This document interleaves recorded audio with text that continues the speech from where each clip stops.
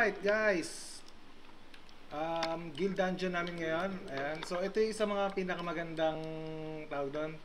Isa sa mga pinakamagandang event dito sa Night Crows. So once a week lang to. Kasama nyo buong guild nyo. So dito kailangan yung guild nyo talaga almost OL.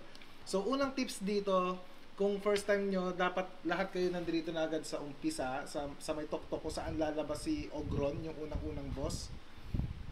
Yan, so ngayon nasa 43 pa lang kami. Pero 49 yung online sa amin eh, nagpapasukan na sila dyan. So unang gagawin nila dito, unang gagawin nyo pala rito is kailangan yung kumil ng 500 mobs. Tapos lalabas na yung boss doon. Ayan. So masaya rito guys, ayan oh, ang dami nila oh. Enjoy lang oh. Ayan. So parang ano yan, nagre-ready na sa bakbakan talaga. Tapos ang ano rito, si Ogron pala yung unang boss. Magsasamon siya ng dalawang beses. Dalawang beses ba o isa? Isang beses ata. Then after nun, pag napatayin nyo siya, dun na kayo sa susunod na boss. Tatlong boss to guys ha. So kung nasalihan yung guild dungeon, talagang malakas, kaya nyo tapusin yung tatlong boss na yon. So unang requirement dun talaga, dapat online halos lahat ng member nyo. So dito okay lang to, 49 out of 50. Isa lang yung absent sa amin ngayon. Ayan. Tapos nag-enjoy na sila dyan. Ayan. May isang offline. Hinahanap nila kung sino yung offline. Kasi mahalaga eh. Ang gaganda ng loots dito eh. Pakita ko sa inyo yung mga loots dito ah. Yung mga loots dito sa una ay ito. Ayan. 10k sa guild coins. So kailangan matalo nyo agad yan. Then ito may frozen tier oh. Swerte nyo pag nakakuha agad kayo nyan. Then after that yung panggawa ng pangcraft to eh. Pangcraft to dito. Ayan, sa mga weapon style. Ayan, okay. So kailangan talaga ano na yan. Ayan si Ogron, lumabas na si Ogron.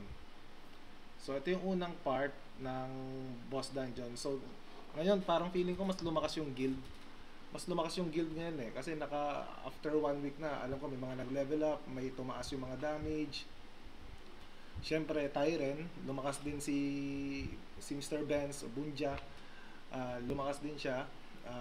Kahit paano nagdagdagan naman ng dalawa yung basic damage ko. Ayan, kaya mabilis. Ayan, si Ogron. Ay, na-atake tayo ni Ogron. Tayo yung favorite nito lagi eh. Buisit lang dito eh, no? So, parang nakita nyo, ang bilis oh. Para siyang ano lang, naglo-loading lang. Ayan. So ito yung unang boss. So pagdating ata ng times 5 niya is magsasamon siya. So wag niyo na intindihin yung summon nun, kayang-kaya na. Direkta lang kayo sa boss niya. Sa boss kay Ogron lang kayo. Patayin niyo lang ng patayin si Ogron. Hayaan niyo na yung mga summon, hindi naman ganoon kalakas yun kasi magmi-miss naman sa inyo yan. Ayan na, ito na yung unang summon niya. Ayan.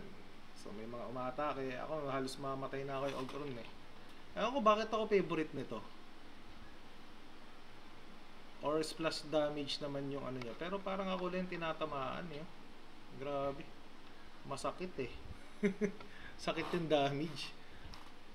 Ayan, pero ano tayo, may pots naman tayo. O nga pala, may ginawa tayong pots para dito sa boss dungeon. Saan na yung pots na ginawa ko? Nawala na ata. Baka na ano na. Nandito ata yun. Saan na yan? Mamatay tayo ah. Nawala yung pots na ginawa ko ah. Nawala nga. Baka nagamit ko na. Kulit eh no?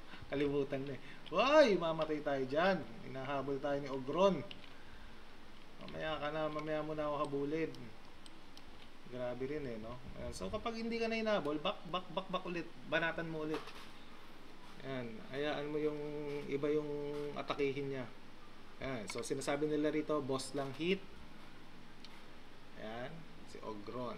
Unang boss, so 25 minutes. So parang kapag first time nyo, kailangan nyo siyang matapos isang boss, 10 minutes. 10 minutes every boss para saktong 30 minutes yun.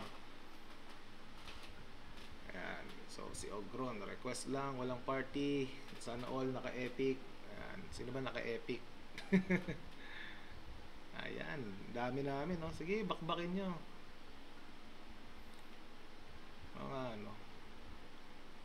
ano, ba't nga pala wala akong sounds ngayon? Lagyan ko nga ng sounds.